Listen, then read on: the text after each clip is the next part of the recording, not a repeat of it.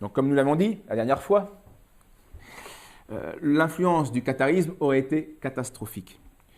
Et donc maintenant il faut rentrer dans le détail de la chronologie, comment s'est passée cette fameuse croisade contre les Albigeois. Et cela nous montrera qu'il fallait un effort humain, militaire, religieux que la chrétienté a su déployer contre les cathares. Car il lui était impossible d'empêcher les conséquences désastreuses sans réprimer les cathares. On ne peut pas supprimer les désastreuses conséquences du catharisme sans s'attaquer aux cathares. Il fallait s'attaquer à la cause de ces conséquences désastreuses. C'est ce que va faire la croisade contre les Albigeois. Mais remarquons tout de suite que l'Église a hésité très longtemps avant de recourir à l'emploi de la force envers les hérétiques cathares. Il y avait plus d'un siècle que cette doctrine sévissait dans ces régions, en province du Midi. Et pendant cette longue période, l'Église n'a eu recours qu'aux armes de la persuasion, de la prédication principalement. Des légats, Raoul Ardan et puis Saint Bernard lui-même est venu prêcher dans le Midi en 1153, donc on est 70 ans avant la croisade. Ils ont parcouru les pays infectés, mais leur prédication a été vaine. Elle n'a pas eu de fruit. Et la situation n'a fait qu'empirer. Pour illustrer ce fait, voici le jugement qu'emportait le comte Raymond V de Toulouse, que nous avons évoqué la dernière fois, dans une lettre à Henri, abbé de Cîteaux. Et donc on est en 1177, donc bien avant, 30 ans avant la croisade. Les prêtres eux-mêmes, écrivait-il, se sont laissés infecter par l'hérésie. Les églises sont désertées et détruites. On refuse le baptême, on traite l'Eucharistie d'abomination. On n'estime plus la pénitence, on nie la résurrection de la chair, on repousse tout ministère sacré, et profondément. Et ce profondément. La main puissante de Dieu et son bras terrible pourront seuls l'extirper. Là, il faut faire un gros effort. Les cœurs sont aussi durs que les pierres. Aussi, craignons-nous que le glaive spirituel ne puisse plus les sevrer de l'hérésie. Le glaive qui frappe le corps leur donnera seul un salutaire avertissement. 3 ans plus tard, donc, nous l'avons évoqué, c'est Alexandre III qui va enclencher cette croisade, mais qui aura, qui va pas porter les fruits, qui ne sera pas faite avec efficacité. Pendant ce même temps, il y a le légat du pape, Pierre de Castelnau, qui est avec Raoul, et puis le Jean de Saint-Paul, qui sont dans la région pour exciter les princes à mettre en œuvre cette croisade, et ainsi de chasser l'hérésie, de pacifier ensuite la terre. Il y a aussi la prédication de cet espagnol, l'évêque d'Osma, avec Saint-Dominique, qui est dans la même région, puisqu'il y avait de grands contacts entre la Navarre nord et Navarre sud, l'Aragon, puisqu'on le verra, le comte de Foix et le vicomte de Carcassonne avaient comme suzerain non pas le roi de France, mais Pierre d'Aragon, en Espagne. Donc tous ces efforts vont échouer. Michelet écrit à ce propos, « Ce n'était point des sectaires isolés, mais une église tout entière qui s'était formée contre l'église. Les biens du clergé étaient partout envahis. » Donc il y a des violences. Il faut se défendre contre la violence. Le nom même de prêtre était une injure. Les ecclésiastiques n'osaient pas laisser voir en public leur tonsure. Vous savez qu'à l'époque, il y avait la tonsure était restée comme pour les moines. Ceux qui se résignaient à porter la robe cléricale, c'étaient quelques serviteurs de nobles auxquels ceux-ci la faisaient prendre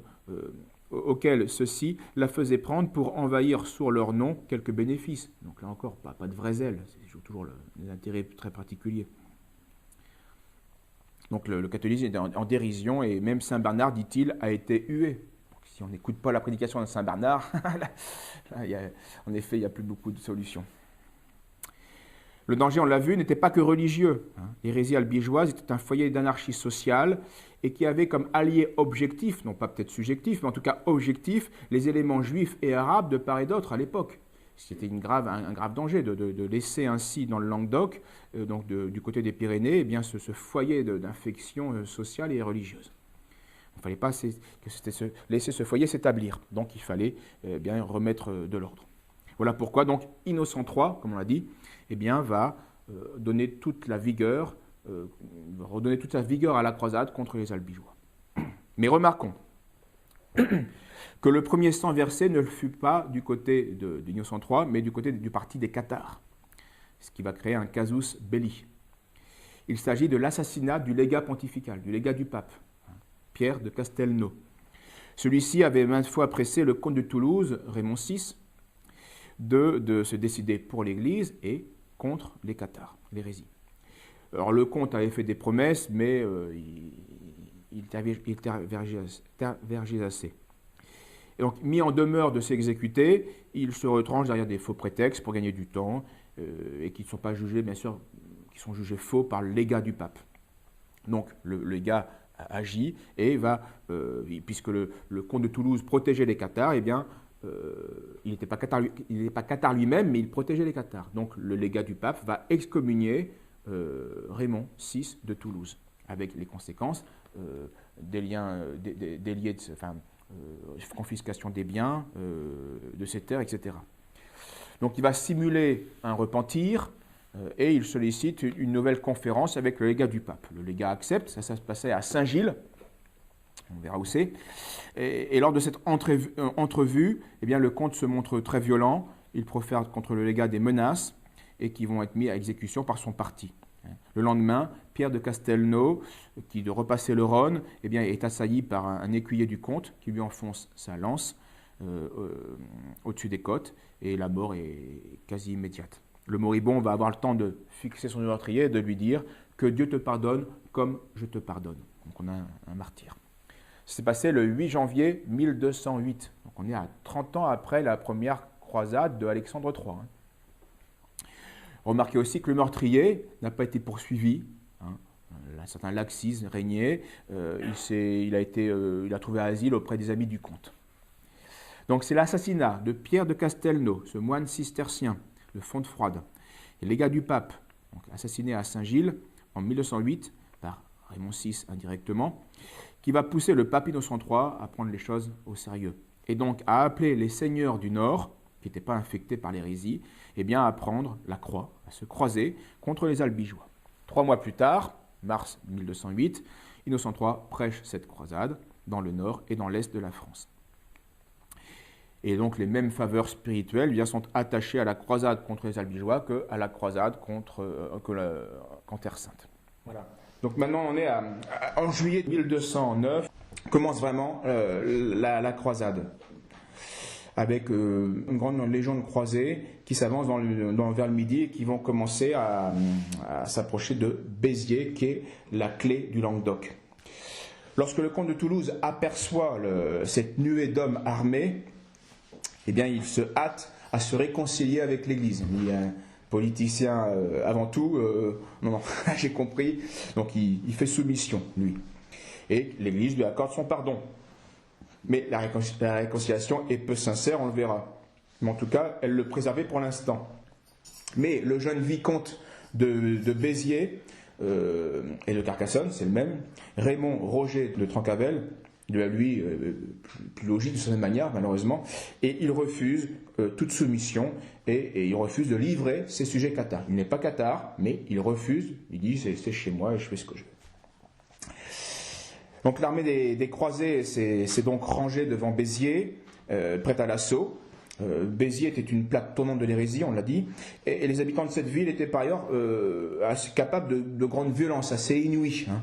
42 ans auparavant, ils ont quand même réussi à tuer dans leur église, la Madeleine, leur vicomte, un autre Trincavel, et puis quelques barons, et ils ont au passage brisé les dents de l'évêque qui s'interposait pour arrêter la baston générale. Et bon, l'évêque, il a sauté en l'air, quoi. Alors l'armée des croisés était considérable. Elle s'est installée sur de 7 km, plus de 7 km. Elle était à Saint-Ibéry, installée à Saint-Ibéry. On l'estime à 50 000, ce qui est vraiment énorme, oui. Il y avait bien sûr des seigneurs du Nord, le duc de Bourgogne, le comte de Saint-Paul, d'Auxerre, puis la petite noblesse de la région parisienne principalement, on le verra, accompagnée de soldats, de mercenaires et, insistons, c'est important pour la suite, d'une foule de pèlerins qui se sont croisés pour la circonstance à l'appel du pape.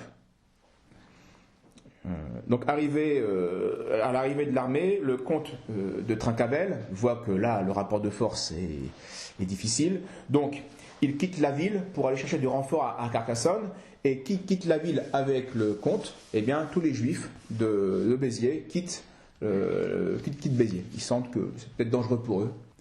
Toutefois, avant de commencer l'attaque, les chefs croisés envoient une délégation, l'évêque de Montpellier, pour faire des propositions aux assiégés. La grande majorité des habitants de Béziers est catholique. S'ils avaient voulu livrer les quelques hérétiques qu'il y avait dans leur ville, ça se serait arrêté là, il n'y aurait jamais eu de massacre, et le sac de Béziers n'aurait pas eu lieu.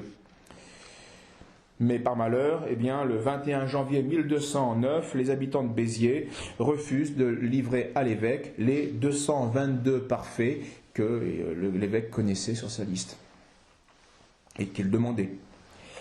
Donc le lendemain, 22 juillet, des insultes sont échangées de part et d'autre entre les pèlerins de la croisade et puis les Biterrois, donc les habitants de Béziers, qui font les fiers, les fanfarons. Ils font même des sorties pour aller provoquer et puis pour bastonner. Ils en profitent pour prendre des pèlerins et puis les jeter par-dessus le pont. Bon, vous imaginez que ça laisse pas indifférent et que la réaction se fait sentir immédiatement par cette foule de pèlerins et qui veulent vengeance de ceux qui ont été lancés par-dessus le pont. Alors s'engage une mêlée qui va être très confuse et les défenseurs de Béziers vont tarder pour essayer. Ils espèrent toujours que les autres ils veulent pas fermer les portes et laisser leurs amis se faire massacrer par la foule qui est furieuse de ce qu'ils ont fait. Donc ils vont attendre, mais ils vont faire une grave erreur, ils attendent trop et cette foule va rentrer dans Béziers. Donc là, la ville devient ville ouverte et ça va être la panique et l'affolement généralisé parce que c'était pas prévu, bien sûr, c'était pas au programme. Et là, on va avoir un chien dans un poulailler, quoi. Ça va tuer dans tous les sens. Oui, tout ce qui bouge va être tué pendant un certain temps, avant que la fatigue arrête la chose. Pendant ce temps-là, après quelques temps, les croisés qui sont bien plus hauts, à Saint-Tibéri, c'est pas à côté de Béziers, hein, c'est à l'extérieur de Béziers. Donc ils voient, ils interviennent, mais avant que le calme se fasse, en fin d'après-midi, il y aura des milliers de morts, ça c'est certain, un peu partout dans la ville. Alors le légat officiel de la croisade, Arnaud, avouera dans ses écrits, dans une lettre à Innocent III, 20 000 victimes pour ce sac de Béziers, ce qui est considérable. Mais s'il n'y a pas de raison, bien sûr, de douter de la sincérité du légat, hein, Arnaud, catholique, on peut quand même juger que ce chiffre est excessif et certainement irréaliste, et exagéré. Donc le révisionnisme est utile à cette époque aussi. Il n'y a pas que toutes les époques doivent être révisionnées. Et tout d'abord, c'est étonnant parce que 20 000 victimes pour Béziers, ça veut dire que toute la ville a été passée au fil de l'épée. Tout le monde. Ça paraît quand même en une journée, c'est difficile et puis c'est peu probable. Il y a une intervention de... Ça colle pas avec ça colle pas. Bon, c'est pas un argument définitif. Mais il y a aussi à considérer que Pierre Deveau de Cernay, qui est le chroniqueur quasi officiel de la croisade, donc parti catholique, lui parle dans ses écrits de 7000 victimes dans la seule église de la Madeleine, donc ce qui confirmerait le chiffre considérable des 20 000. Mais justement, ce chiffre de 7000 n'est pas réaliste. L'église de la Madeleine, dans laquelle il y aurait eu 7000 victimes, ne peut contenir que 1000 personnes. On ne peut pas tuer 7000 personnes dans un lieu qui en contient 1000. Donc on voit plutôt l'exagération du 20 000, rien que là. Et donc laissons de côté les chiffres arbitraires, laissons aussi bien sûr la propagande anticléricale qui attribue au légat du pape, alors ça on le voit ici quand on visite les lieux à Foix ou d'autres lieux en pays cathare, la fameuse soi-disant phrase du légat Arnaud Amaury qui aurait dit « Tuez-les tous, Dieu reconnaîtra les siens ». Ça plaît, et ça, je peux vous dire que ça reste dans les mémoires, cette phrase-là, vu le contexte. Cette phrase, là aussi, n'a aucune vraisemblance historique. Elle a été donnée pour la première fois par un Allemand, un auteur du XIVe siècle, donc bien plus tard, qui vivait à 300 lieues d'ici, du lieu. Donc rien de... Et non seulement... témoignage très tardif et pas direct, et en plus qui contredit ce qu'on sait certainement de ce légat, qui par ailleurs, dans une autre circonstance, au sac de Minerve, eh bien les croisés demandent qu'est-ce qu'on fait des prisonniers, et le légat va être dans la clémence. Il a ces mots, dit Pierre Vaux de Cernay, l'abbé fut grandement mari et il n'osa les condamner vu qu'il était moine et prêtre. Donc c'est pas un gars qui est assoiffé de sang et qui veut que la vengeance. C'est pas ça. Ce qu'on connaît de lui ne colle pas avec cette phrase stupide. Allez, tuez-les tous, on verra après. C'est n'importe quoi. Il y a que la propagande républicaine qui peut nous faire gober des trucs comme ça. Ensuite, le sac de Béziers a quand même lieu. La réalité, c'est quand même il y a eu des milliers de morts. Ça, il y a peu de doute sur ça. Il n'y a pas de doute. Donc après la chute de Béziers, qui fait un coup de massue dans le pays cathare, et puis surtout qui annonce la défaite du reste, parce que plusieurs seigneurs comprennent le rapport de force et donc viennent se faire leur soumission à l'autorité ecclésiastique de la croisade d'abord. Ensuite, ils se déplacent vers Carcassonne. Juste une remarque sur Rieux en Minervois, qui possède une unique et très belle église, Notre-Dame, de l'an 1000. Elle est ronde, elle est ronde avec 7 chapelles autour d'elle, un petit chef-d'œuvre de l'art roman, et très très très rare, unique. On a 2-3 trucs comme ça en Europe, mais pas plus. Donc on arrive en 1209 à Carcassonne. Après Béziers, donc on est en août, donc un mois plus tard, même pas, quelques 10 jours plus tard, on est à Carcassonne. Enfin, l'avant-garde en tout cas. Le 3 août, on chante le Veni Creator, chanté par les évêques, et puis c'est l'assaut qui commence sur le premier bourg qui est enlevé facilement par les croisés.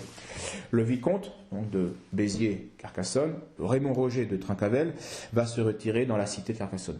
Le 4 août, un autre faubourg est attaqué, mais il était fortifié, donc il résiste un peu plus longtemps.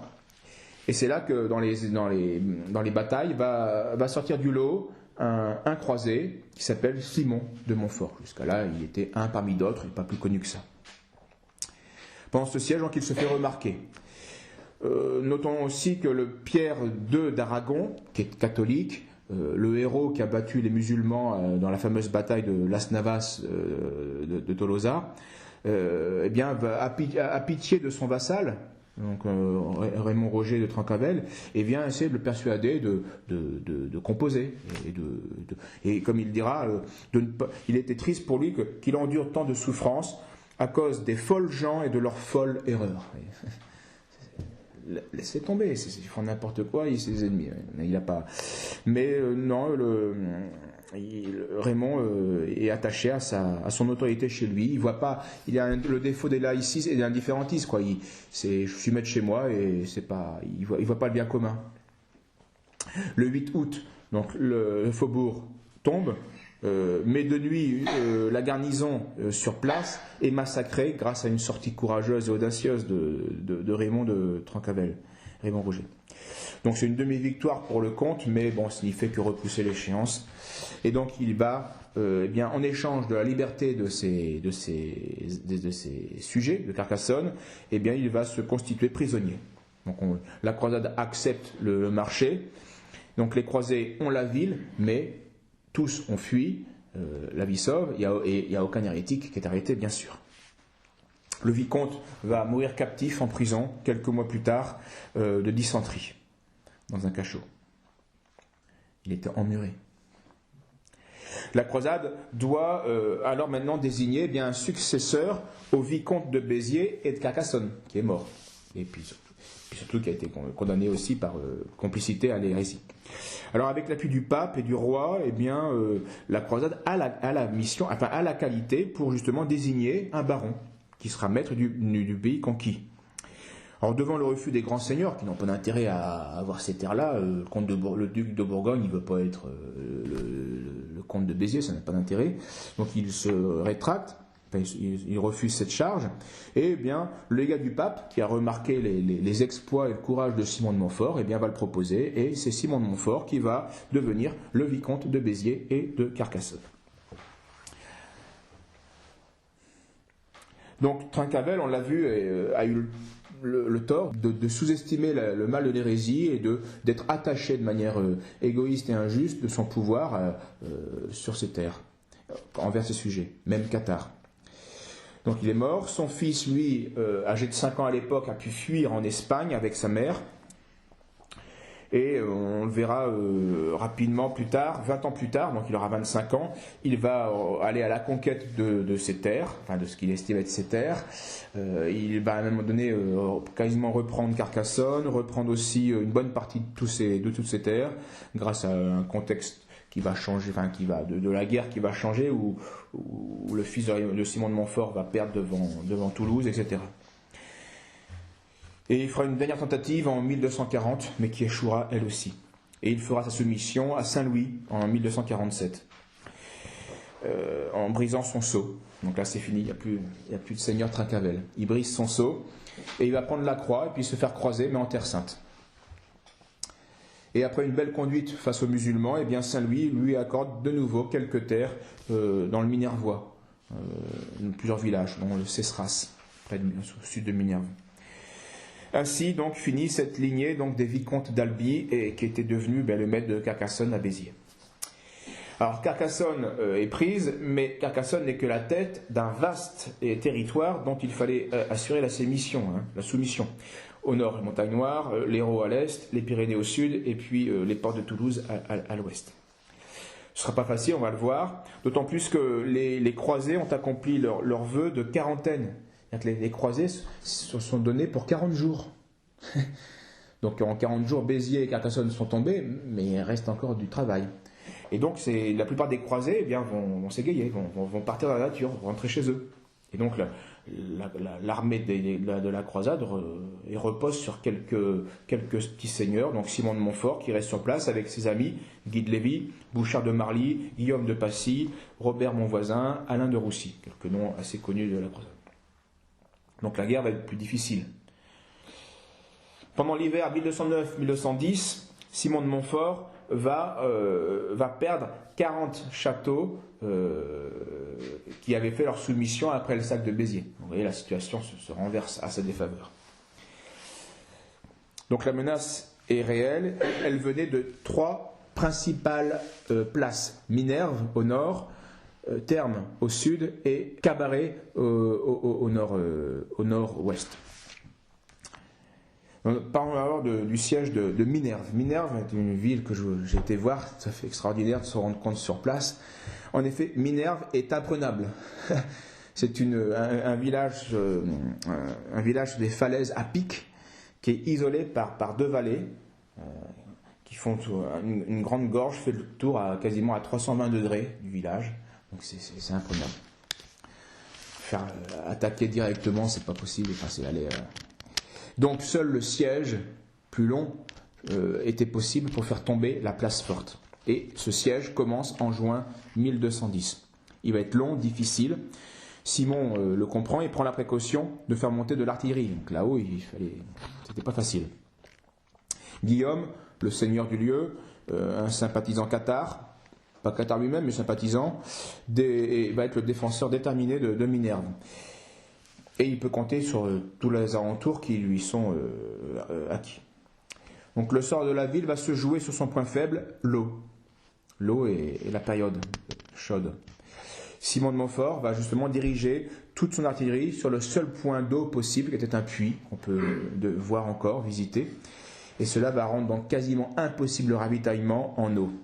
Donc les Minervois vont bien essayer quelques sorties nocturnes pour mettre le feu aux pièces de bois, mais par malchance pour eux et par chance pour les croisés, un soldat sorti pour satisfaire un besoin naturel donna l'alerte. Il découvre qu'on avait mis le feu aux machines qui, si c'était répandu, remettaient tout en cause. Après 7 semaines d'été, le 22 juillet, la ville capitule.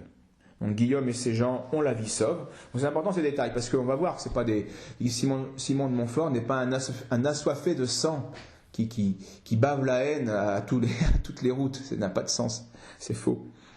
Donc la ville se rend, Guillaume le seigneur qui s'est bien battu à la vie sauve avec ses gens, ainsi que tous les habitants non hérétiques. La croisade a pour but l'hérésie, qui est destructrice de la foi et de l'ordre social. Donc les cathares réputés parfaits avaient le choix entre l'abjuration, arrêter d'adhérer à ses erreurs, ou bien le bûcher. Et 150 eh bien, ne veulent pas abjurer, 150 vont être passés par le feu, donc par le supplice du feu. Et une croix près de l'église, sauf 3 femmes, une croix près de l'église commémore l'événement. Une fois que Minerve est tombée au nord-est, il faut aller s'occuper de nouveau de Thermes au sud. Donc ce château est à 30 km au sud de Carcassonne. Là aussi, c'est une région difficile pour s'y rendre. Simon passe par la Grasse et son abbaye renommée qui vient du sanctuaire de Notre-Dame de la Grasse. C'est une église qui était très, très ancienne, de l'époque primitive des Carolingiens. Elle est en partie visible, une petite partie est visible. Et c'est surtout au XIIe siècle que l'abbaye va être importante, à tel point qu'elle a Roger II de Trincavel, eh bien, s'était emparé de plus de 20 châteaux appartenant à l'abbaye. Bon, en descendant donc vers le sud, avant de faire face au château de Thermes, il fallait affronter un autre petit château, mais lui aussi imprenable, sur un nid d'aigle. C'était le château de Durfort. Mais il était très petit et ne pouvait pas subir un long siège, donc il va tomber assez vite. L'obstacle passé, on continue sa route, on monte, et on arrive au château de Thermes, qui lui aussi est un rocher imprenable sur un pic rocheux. Donc Simon de Montfort y arrive durant le mois d'août 1210. Et il n'a pas assez d'hommes pour commencer un siège en bonne et due forme. Il y aura des trous partout, ça servira à rien. Donc ça va faire traîner le siège, mais des renforts de pèlerins qui passent par là eh bien, vont arrêter leur pèlerinage un temps pour donner un coup de main à Simon de Montfort pour faire le siège. Et surtout arrivent avec ces pèlerins des personnages importants pour la suite, le comte de Dreux et le comte de Ponthieu, bon ça fait la bagarre, mais l'archidiacre de Paris et les évêques de Chartres et de Beauvais. C'est assez viril, vous allez voir, en tout cas l'évêque de Beauvais, on dit que ce dernier était un colosse qui avait assommé à coups de bâton à Bouvines le comte de Salisbury. Donc c'est l'évêque qui sait se battre aussi. Et l'archidiacre de Paris, lui, était un spécialiste de la manœuvre de l'artillerie. C'était ses compétences. Et donc ils vont réussir à neutraliser une des tours du château de Thermes. Donc après cette victoire, le siège des croisés va malheureusement piétiner en raison d'un ravitaillement défectueux. Les conditions d'approvisionnement sont très difficiles. La région est accidentée. Les chemins en plus, il y a des coups de main bien sûr pour des Cathares ou des alliés des Cathares, notamment Pierre-Roger de Cabaret, l'autre forteresse qui n'a pas encore été prise. Donc tout ça fait que le siège s'enlise. Mais au château de Thermes, eh bien, la situation n'est pas non plus meilleure. Les vivres sont insuffisants et là encore, l'eau commence à manquer. C'est alors que Raymond de Thermes eh bien, se résigne à traiter avec Simon de Montfort. Et voilà était le contrat. Là encore, un détail important pour juger la croisade contre les Albigeois. Quel était le contrat entre Simon de Montfort et son ennemi? Eh bien, l'ennemi pouvait garder ses terres. Pourtant, il pouvait les perdre. Simon de Montfort dit non, tu gardes tes terres. Et le château appartient aux croisés jusqu'à Pâques prochain, donc quelques mois à patienter. Le temps d'empêcher ce point d'assise à l'hérésie. Donc vous voyez que le contrat est vraiment à l'avantage de Raymond de Thermes. Malgré cela, le comte va traîner à appliquer, le mettre en pratique, jusqu'au jour où Simon de Montfort le somme, donc maintenant, c'est maintenant, ou alors, de nouveau, on procède au siège. Et à ce moment-là, va éclater un orage, comme la région en connaît, diluvien, qui va remplir toutes les citernes du château de Thermes. Donc ça relance tout. Il dit, allez, ton truc, tu peux te le garder, on a l'eau et on reste. Malheureusement, l'eau va de nouveau s'épuiser assez vite, une question de sécheresse et de l'époque. Et donc, là, de nouveau, le chef du château de Thermes voit que c'est pas possible, donc qu'il a perdu la bataille. Donc, il va essayer de fuir une nuit, mais il va être arrêté, il ne passera pas le siège. Et là, le Simon de Montfort, pour le coup, va être beaucoup moins complaisant, parce qu'il a trahi, il lui reproche de ne pas avoir tenu sa parole. Pour un seigneur, c'est embêtant. Et donc, il le condamne à la prison, dans laquelle il va mourir quelques années plus tard. Et le 22 novembre 1210, après 4 mois de siège, eh bien, Thermes tombe et a été donné à un compagnon de Simon, à Alain de Russie. Donc, Olivier de Thermes, le fils de Raymond, est maintenant un seigneur hérétique, donc un fédit, un banni, qui a perdu ses terres, et lui aussi, après de vaines tentatives pour récupérer ses châteaux, eh bien, fera sa soumission et va se croiser pour le Christ et va mourir en Palestine en 1275. La démolition de ce château n'a pas eu lieu sous l'époque de Simon, mais bien plus tard, au XVIIe siècle. Après donc cette victoire à Thermes, deuxième place forte qu'il fallait éradiquer, eh bien Simon profite de cette victoire pour rentrer par Arc et il va soumettre quelques châteaux entre Thermes et Carcassonne. Plus loin, il va à Custosa, où la légende anti-croisade eh bien, affirme que le château a été brûlé par Simon de Montfort, tandis que la garnison était massacrée avec tous les habitants. Et ça fait bien pour... Bon, là encore, aucun fondement, c'est une information tout à fait gratuite. Et le bon sens révisionniste nous dit que le seul récit sur cet épisode est celui de Pierre Dévaux de Cernay, qui est un témoin oculaire de la croisade contre les Albigeois et qui n'a jamais hésité à rapporter un massacre ou des événements violents. Donc il n'aurait eu aucune raison de taire celui-là. Il l'a déjà fait. Quand il y a eu des choses violentes, il le dit. Là, il ne le dit pas. C'est que ça n'a pas eu lieu. Et d'autant plus que lui-même affirme le contraire. Il raconte que quand Simon de Montfort revient de Thermes à Custosa, oui, il la trouve vide de tous ses défenseurs. Ce prétendu massacre est un mensonge historique pour salir bien sûr la mémoire de Simon de Montfort. Ensuite, il remonte vers Limoux et il passe par Alais, aujourd'hui Alais-les-Bains. La ville était alors renommée là aussi grâce à une autre abbaye qui a eu le rang d'évêché. Les ruines de l'abbaye, regardez-les, si vous ne pouvez pas y aller directement, vous regardez sur internet, elles manifestent une splendeur du roman extraordinaire, c'est rien que les ruines. C'était quelque chose d'extraordinaire. Et cette abbaye a été saccagée par les protestants en 1577, qui ont fait, remarquons-le, plus de dégâts en un jour qu'en 30 ans de guerre contre les Albigeois. Et l'évêché, lui, a été supprimé en 1789. Bien. Une anecdote qui va être intéressante pour voir sur qui étaient parfois ces seigneurs cathares, ou en tout cas qui favorisaient, complaisants vers les cathares. Bien avant la croisade, en 1177, on a Bertrand de Cessac, qui est le baron, et lui, il est hérétique cathare, notoire. Et il est mécontent de l'élection du nouvel abbé à Alais.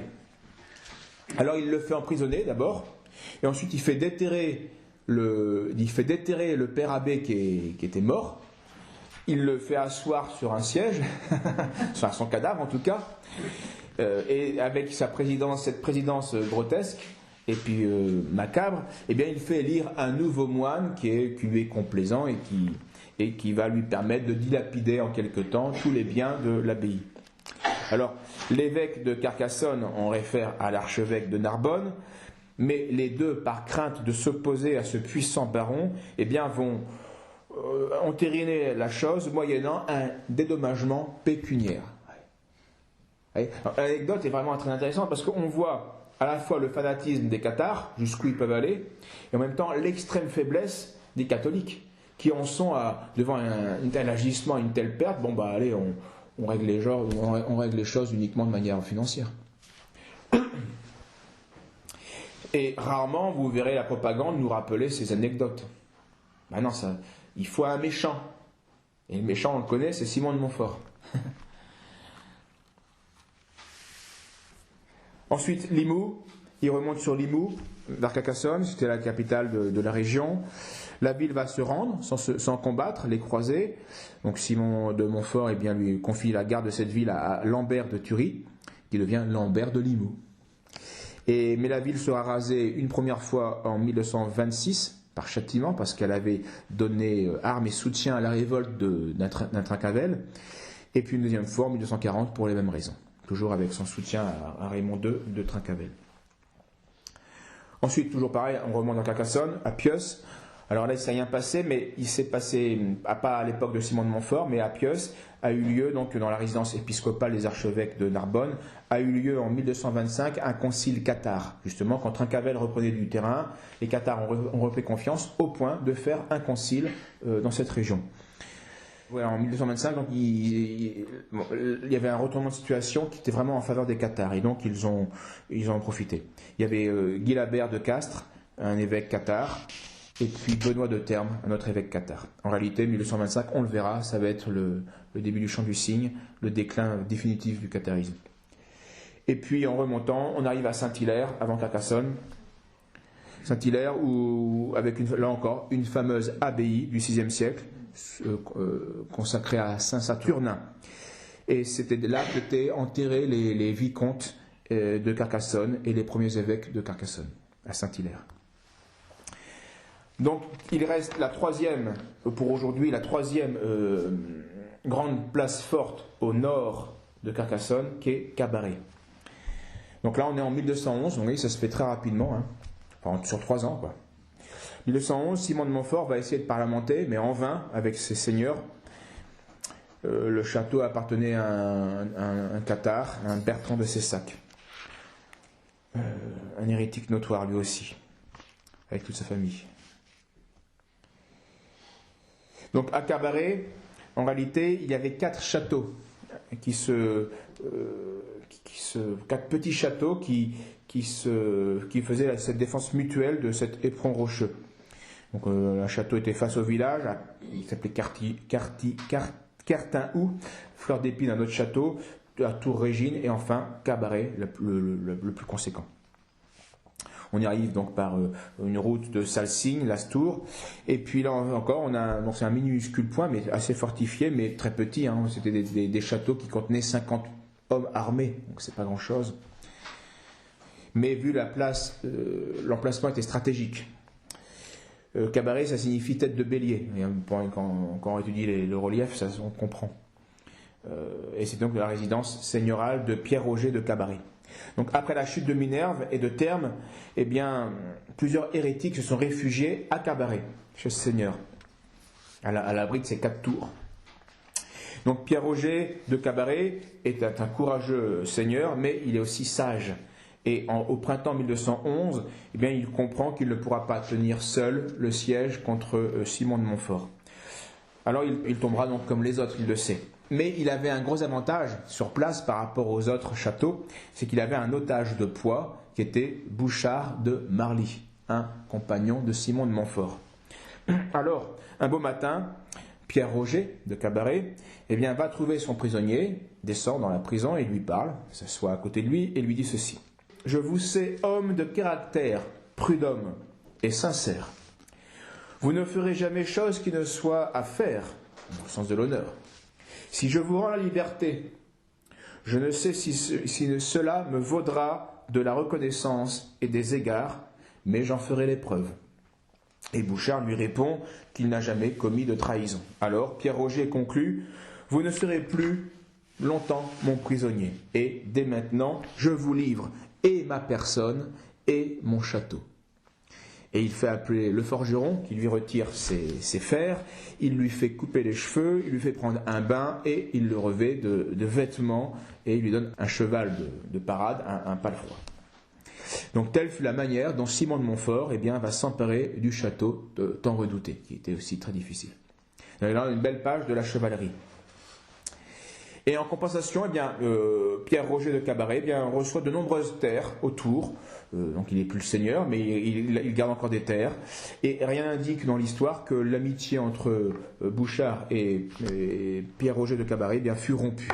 Et la famille des Cabaret va s'éteindre que 200 ans plus tard dans la région. À propos de la chevalerie, une anecdote importante. Simon de Montfort a dû une seule fois, utiliser la loi du talion. Et voici dans quelles circonstances. C'est en 1209 à Bram. Un seigneur, après avoir fait sa soumission factice là encore, eh bien va rentrer en dissidence et va s'emparer d'une place forte qui était gardée grâce à une trahison qui était gardée par deux seigneurs amis de Simon de Montfort. Les deux chevaliers sont prisonniers et on leur arrache, on leur crève les yeux, on leur coupe les oreilles, on leur coupe le nez et on leur coupe la lèvre supérieure. Et on les envoie à Simon de Montfort. L'un d'eux va mourir en route de ses blessures et l'autre va survivre. Quand Simon voit ça, il souffre et il patiente. Puis la roue tourne, Bram est de nouveau reprise et là, bien sûr, le clerc qui avait trahi est pendu dans la journée même, ce qui était justice, et il y avait 100 hommes qui gardaient cette nouvelle garnison. Il va crever les yeux des 99 soldats, et le 100e, il le rend borgne, pour qu'il puisse avoir un œil pour conduire à la file indienne les 99 qui sont maintenant aveugles. Donc la leçon est terrible. C'était 2 contre 100, 100 pour 2. Mais en tout cas, ça a servi de leçon et on a retrouvé le sens, autant qu'on le peut dans la guerre, le sens de l'honneur, en tout cas le sens des mesures, et il n'y a jamais plus ensuite eu à devoir sévir de cette manière-là. Ensuite, Montréal, il y a une anecdote, un Emery de Montréal, après s'être soumis, lui aussi s'est révolté plusieurs fois contre Montfort. Et il fut pris au siège de Lavore, qu'il commandait en 1211, et il a été pendu. Son fief est donné à Alain de Roussy, un compagnon champenois de Simon. En 1240, la ville va se révolter, va prendre fait et cause toujours pour ce Raymond de Trincavel, Pierre Roger, pardon, et il va s'y réfugier même après son échec devant Carcassonne. Et on va donc ordonner en conséquence la destruction de Montréal, qui sera rebâti par la suite. Un mot sur Prouille et Fongeau. Le 22 novembre 1206, c'est la première fondation de Saint-Dominique.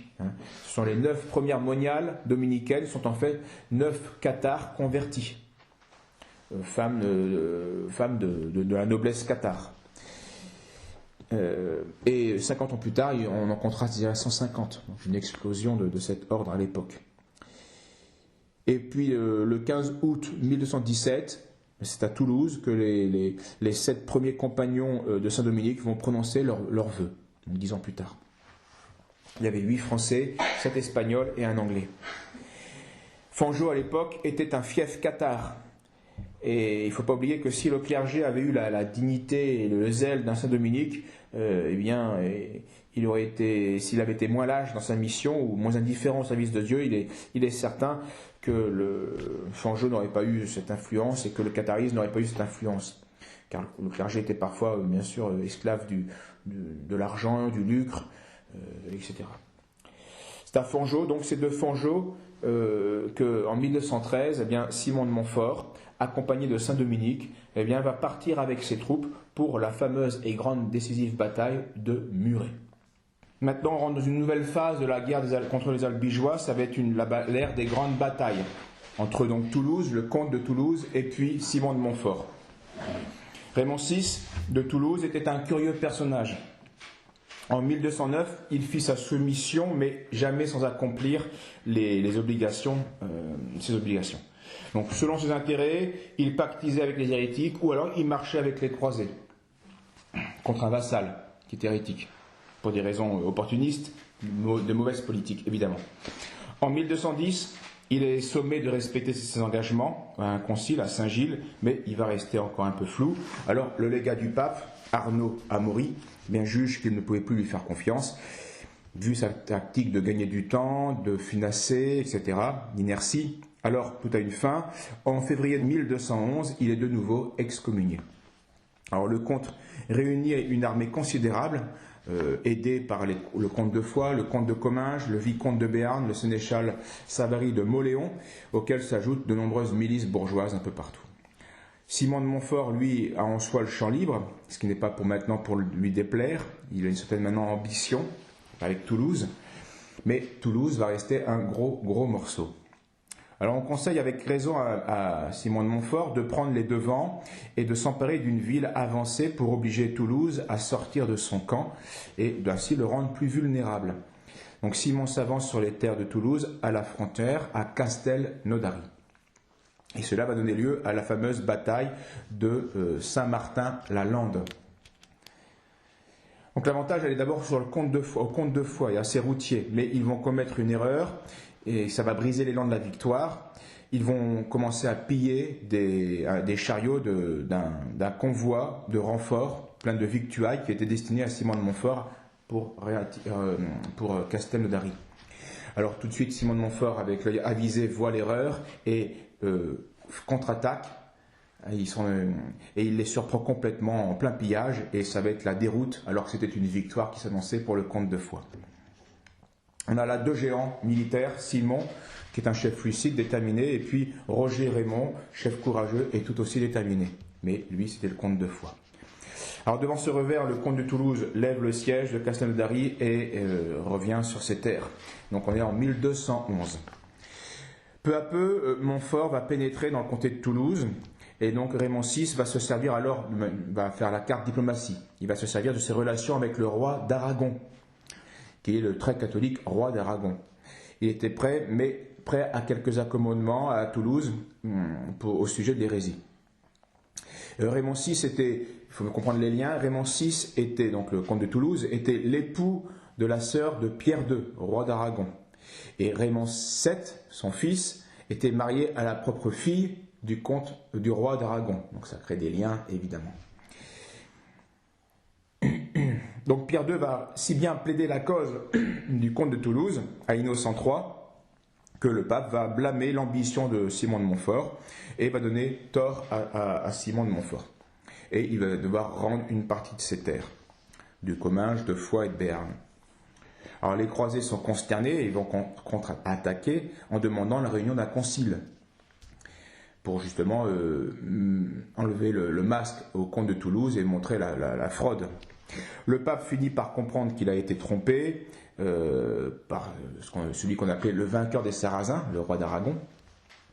Et en 1213, il demande à Pierre II de cesser de soutenir le comte de Toulouse et de s'opposer donc et de laisser Montfort tranquille. Alors cette lettre, au lieu de calmer le jeu sans le vouloir, eh bien, elle va accélérer parce que les choses ont été trop loin et maintenant, en fait, Pierre II et comte de Toulouse comprennent qu'il faut agir vite parce que sinon ça va se retourner contre eux. Alors ils agissent vite et brutalement, ils vont prendre le château de Pujol, près de Toulouse, et ils vont y massacrer toute la garnison. Parmi eux, 3 des plus fidèles compagnons de Simon. Donc les croisés, bien sûr, vont penser à venger leurs camarades. 1213, septembre, le 8, Pierre II arrive en renfort à Toulouse et va commencer donc le siège de la place forte donc de Muret, au sud de Toulouse, où je vous ai montré.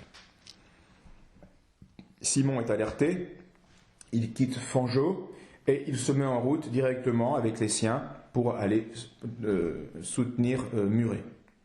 Entre Belpèche et Saverdun, il va passer par la fameuse, mais maintenant qui est une ruine, abbaye de Boulbonne, dont il ne reste rien, et ceci non pas dû au cathare, mais au zèle sacrilège des protestants qui ont tout détruit.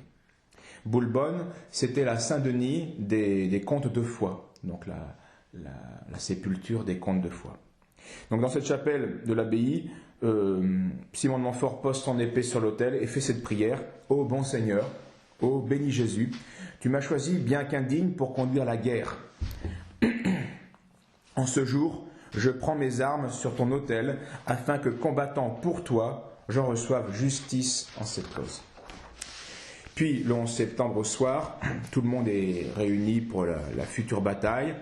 Le but du roi d'Aragon est non seulement de prendre Muret, mais aussi d'abattre définitivement la puissance de Montfort.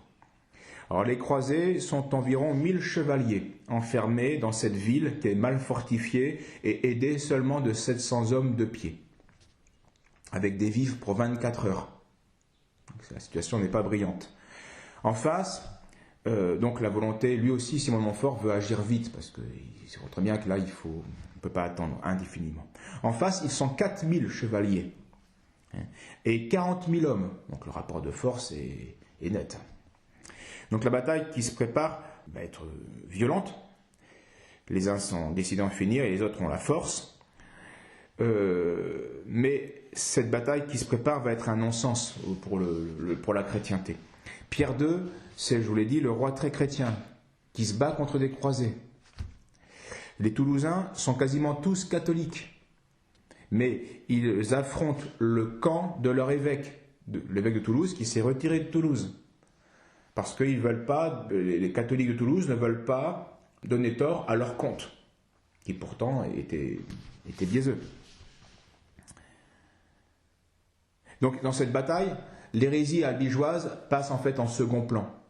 La réalité, c'est que ce n'est pas une guerre entre hérétiques et catholiques, c'est une guerre entre méridionaux coalisés contre ceux du Nord, qui étaient les croisés.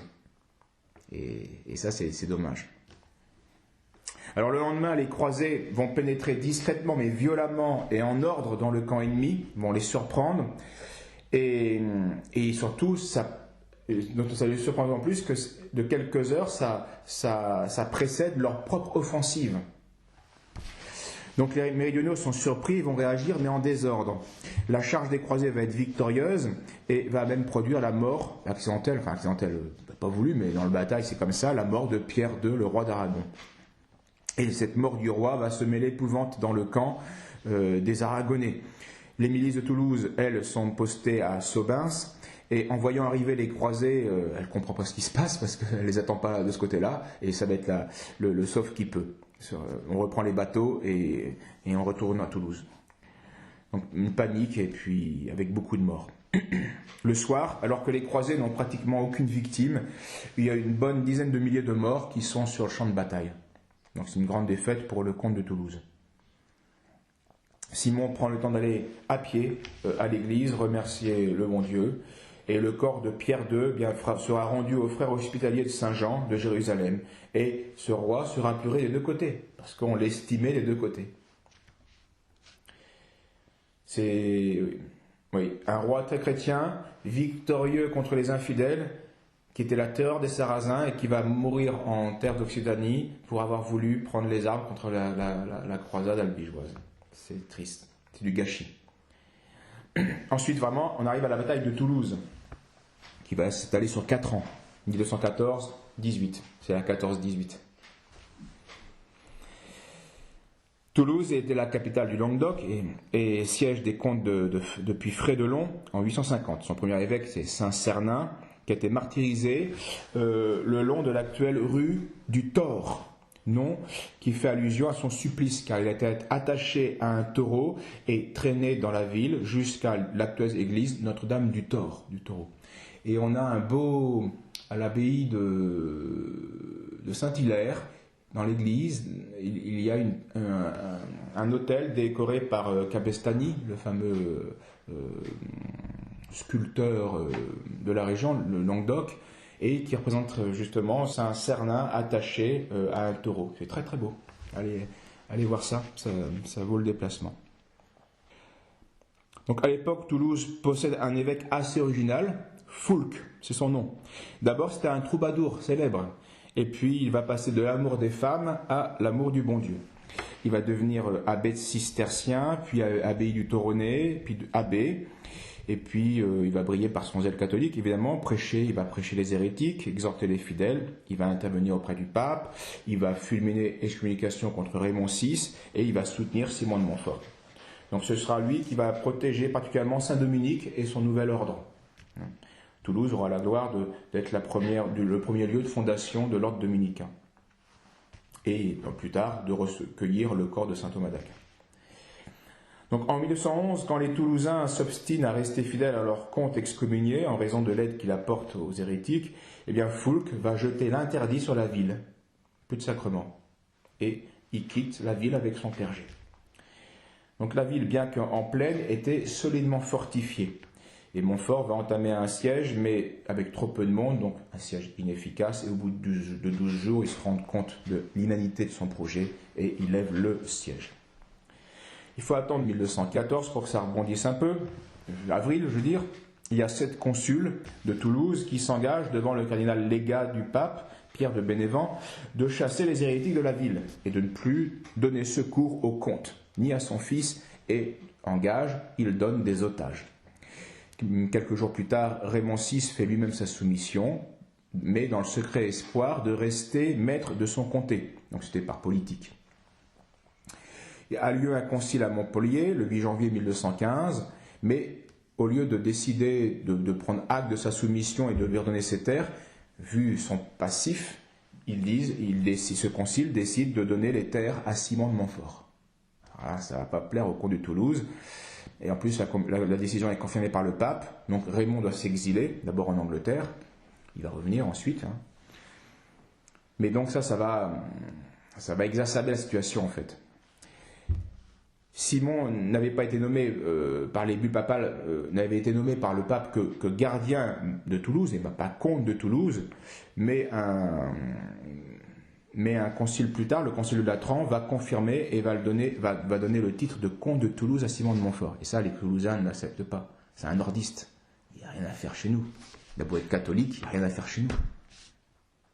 Alors, le concile a pitié du jeune fils du comte et il va céder, il avait 18 ans, et on lui donne un fief et puis un marquisat en consolation. On est donc maintenant en 1216. Et il y a eu bien des émeutes pour que Simon de Montfort mette un peu d'ordre à Toulouse. On peut dire qu'à cette époque, depuis Muret, depuis cette victoire, Simon de Montfort a changé. Il est moins désintéressé. Maintenant, il commence à avoir une ambition par rapport. Le comté de Toulouse lui fait tourner la tête, quoi. C'est quand même, c'est pas rien.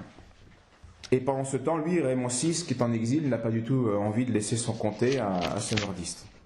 Donc, un nouveau conflit se prépare. Nous sommes maintenant le 13 septembre 1217, et par un coup d'audace, et dans le plus grand secret, Raymond VI pénètre dans sa ville. Alors là, ça va être l'hystérie, l'enthousiasme, la folie. Il est accueilli comme un roi. Et ça va être le signal d'un massacre de tout ce qui est français, c'est-à-dire tout ce qui est nordiste. Alors Alice de Montfort, son épouse, va se retrancher avec ses enfants et quelques chevaliers dans le château Narbonnais à Toulouse, et va vite dépêcher des messagers à son mari, à son beau-frère, à son fils, pour demander secours. Pendant ce temps, Toulouse reconstruit ses murailles qui avaient été abaissées. Le 22 septembre, des renforts arrivent au château Narbonnais. Quelques sorties sont tentées, mais vaines, bien sûr. Toute la ville est contre le château. On s'observe d'abord de part et d'autre, puis les Toulousains, de la défensive, passent à l'offensive.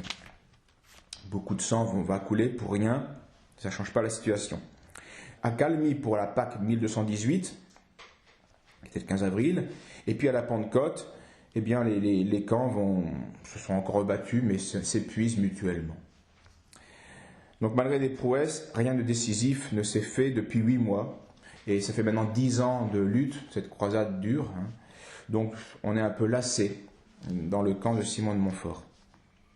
D'autant plus que, pour plus d'un baron, Simon de Montfort fait un peu figure d'usurpateur par rapport au comté de Toulouse, quoi. C'est pas... Alors finalement, c'est la Providence qui va régler le problème, si on peut le dire. Simon de Montfort va être tué accidentellement par une pierre lancée des remparts qui vont le toucher mortellement alors qu'elle allait porter secours à un de ses beaux-frères blessés. Ceci a eu lieu donc le 25 juin 1218 et il y a une plaque rue Rességuier entre le Parc Royal et la rue Ozen qui rappelle ce fait à Toulouse, la mort de Simon de Montfort. Donc on peut penser qu'il avait quand même certainement voulu aller trop loin en prétendant abattre la dynastie des Raymond à Toulouse. Et surtout, il a fait d'erreurs politiques. On ne prend pas possession d'une ville prospère et fière, comme était Toulouse, par la seule force, en accablant d'amendes. Ça crée des gilets jaunes, tout ça. Le 25 juillet 1218, les croisés donc lèvent le siège, vu la mort du chef, et emmènent le corps de Simon. Provisoirement, ils l'enterrent dans l'église Saint-Nazaire à Carcassonne. Ensuite, beaucoup de décès vont arriver. Raymond VI meurt, toujours excommunié en 1222. Son corps ne sera pas enterré en terre bénie. Son crâne est pourtant conservé par les hospitaliers de Saint-Jean. En 1223, c'est Raymond Roger, le comte de Foix, qui décède, qui rend son âme à Dieu. Alors en 1224, il y a une trêve qui est signée entre Amaury de Montfort, fils, et Raymond VII, fils, et Roger Bernard, fils de comte de Foix. Amaury de Montfort, lui, quitte le Languedoc, c'est pas sa région, il retourne en France, dans le nord, prend le corps de son père et l'enterre sur ses terres de Haute-Bruyère, près de Rambouillet, donc à quelques kilomètres de Paris. Et il va léguer tous ses droits sur le comté de Toulouse, au roi de France, à Louis VIII. La réconciliation a pu se faire, mais les hérétiques vont relever la tête. Il y aura un concile cathare à cette époque-là à Pios, près de Limoux. Donc il va falloir que l'Église reprenne le sujet. Donc Honorius III va confier à ce moment-là la croisade au roi de France. Elle demande à Louis VIII d'intervenir. Ça va avoir lieu en 1226 avec une grosse armée considérable. Donc là, ça va globalement calmer le jeu de toute la plaine, de tout le soutien catholique dans la plaine au Cathare. En 1229, Raymond VII de Toulouse fait sa soumission au roi Saint-Louis et il s'engage à donner sa fille unique en mariage, donc Jeanne, à Alphonse de Poitiers, qui était le frère de Saint-Louis. Donc ainsi, c'était à montrer sa bonne volonté. Mais ils n'auront pas de descendance et donc c'est ainsi que le comté de Toulouse va rentrer sous l'autorité royale. Réconcilié avec l'Église, avec la France, Raymond VII va accepter les mesures prises par le Concile de Toulouse pour le maintien de la foi catholique. Donc on peut dire que le but de la croisade était à ce moment-là atteint, en 1229 avec la soumission du comté. Mais la dernière partie, peut-être la plus connue aussi d'une certaine manière, ça va être les derniers refuges cathares, donc les cathares qui vont de fuir plus en plus dans les Hautes-Pyrénées. Et qui vont être des foyers d'hérésie jusqu'au milieu du siècle, donc jusqu'à 1255, où là on peut dire que la page cathare se tourne définitivement. Et donc elle va rebondir, donc 1229 soumission du comté de Toulouse, ensuite il ne se passe pas grand-chose, sauf 1214, ça recommence. Et puis 1255 c'est fini. Voilà ce qu'il nous faut voir pour conclure. Donc c'est dans les Pyrénées que l'hérésie va pénétrer le plus profondément et qu'elle va résister le mieux, à cause bien sûr du contexte géographique, géopolitique. C'est une région très difficile de pénétration et donc c'est idéal pour le refuge cathare. Foix sera le centre de cette résistance et pourtant Foix va être le seul comté à sortir indemne de la crise albigeoise. Son comte était intelligent. Roger Bernard a su non seulement garder ses droits sur ses terres, mais il les a même agrandis.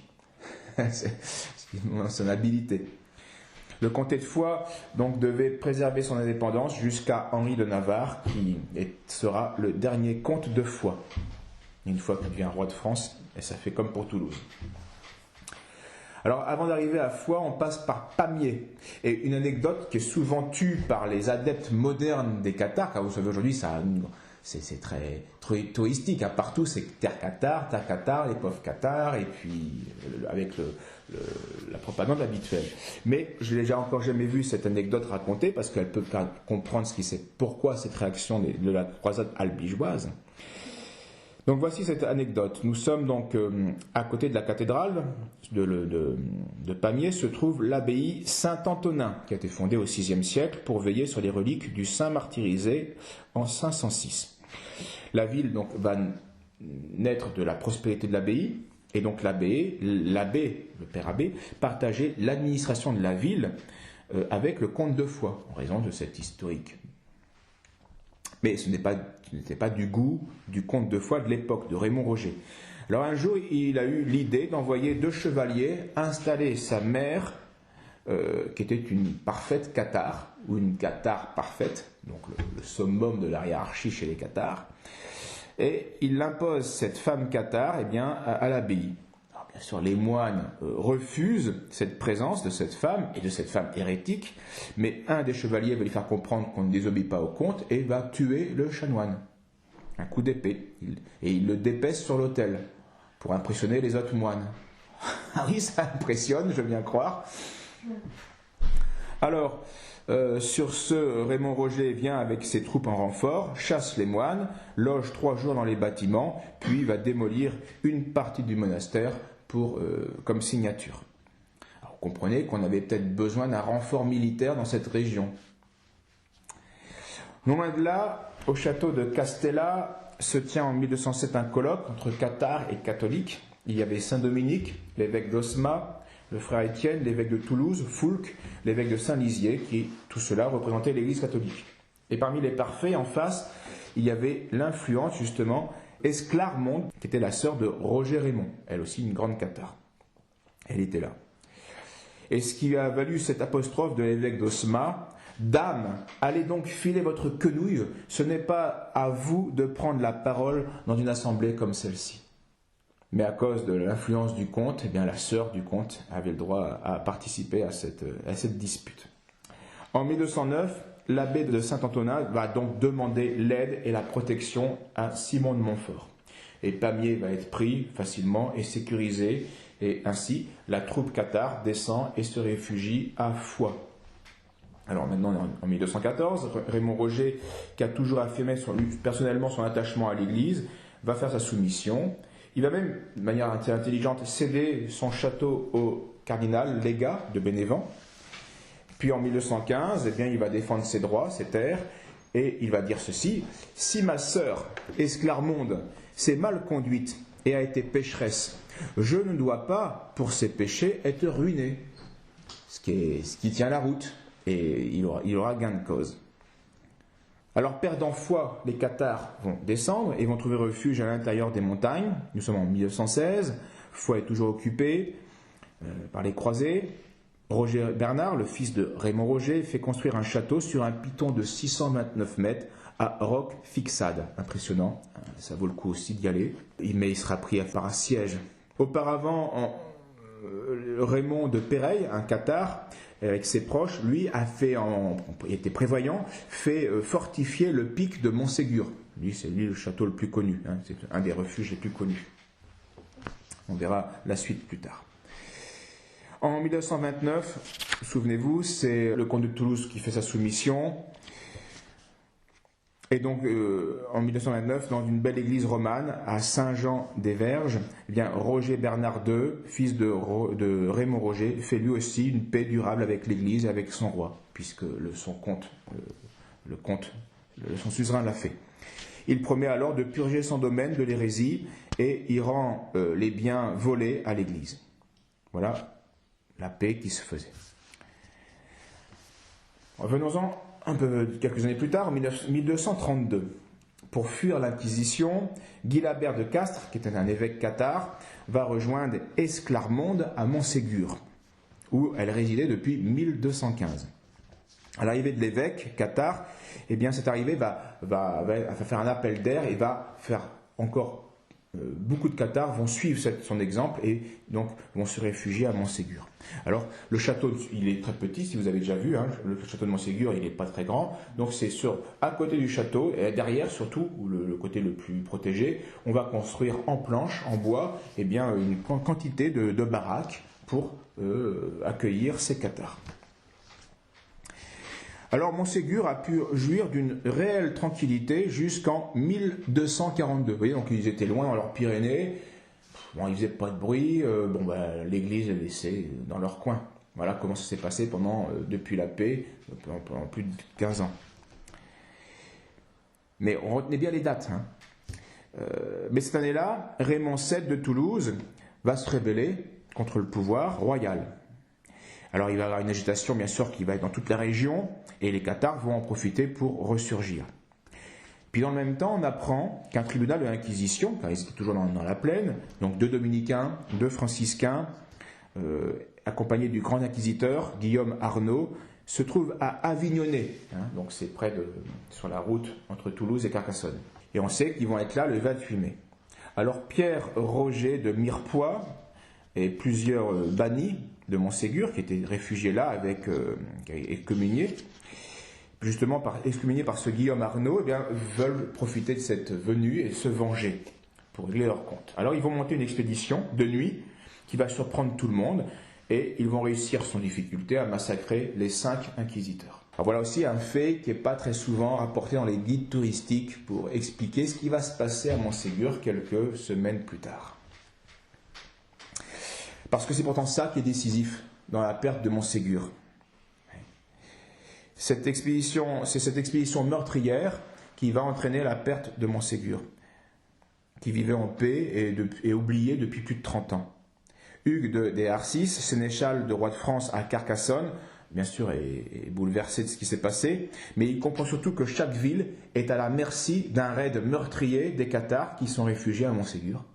Donc il faut mettre à bas Montségur.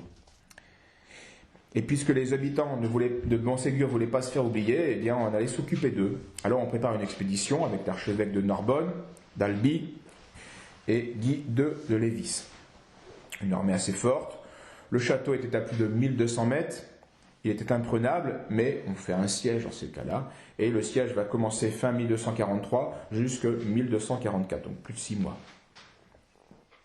Lors de la reddition de Montségur, Pierre Roger de Mirepoix, bien que le chef et auteur du raid, avec sa femme et de nombreux autres chevaliers bannis, vont sortir des rangs des croisés, sains et saufs, libres, de gagner une nouvelle retraite, parce qu'eux, ils sont bannis, ils ne sont pas hérétiques. Ils ont été bannis à cause de la politique en faveur de l'hérésie, mais ils n'étaient pas hérétiques. Donc, on les laisse passer.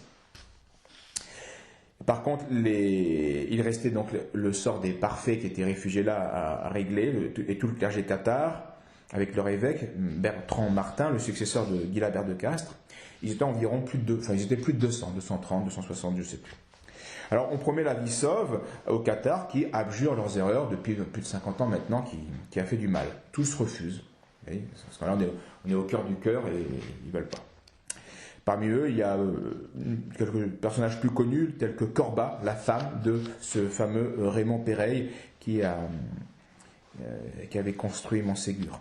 Sa fille aussi, Esclarmonde, la sœur du comte de Foix. Alors, on les fit descendre ce 16 mars 1244 et après un nouveau refus, donc après une nouvelle proposition, eh bien, on les condamne au bûcher sur le lieu, donc un petit peu en bas du château.